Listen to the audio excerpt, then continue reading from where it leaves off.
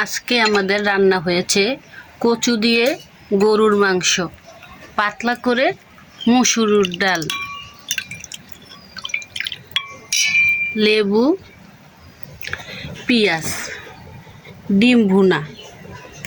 আজকের আবহাওয়াটা খুব সুন্দর, কখনো রোদ কখনো বৃষ্টি। কি রান্না করব ভাবছিলাম খিচুড়ি রান্না করব, দেখি এই রোদ উঠতেছে, এই ঝপঝপ করে বৃষ্টি।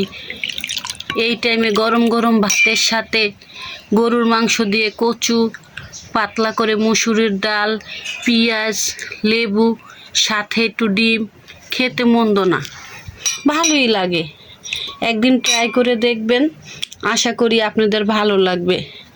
আর কচুটা অনেকে অনেকভাবে রান্না করে, আজকে আমি রান্না করেছি সব কিছু একসাথে বসায় দিয়ে লাস্টে আমি কচুটাকে বাগার দিয়েছি, মানে পেঁয়াজ, রসুন, অল্প আদা কুচি, তারপর শুকনো মরিচ ফোড়ন সব কিছু একসাথে দিয়ে আস্ত জিরা দিয়ে তারপর আমি কচুটাকে বাগার দিছি। খুব সুন্দর একটা গ্রান, খেতেও খুব মজা।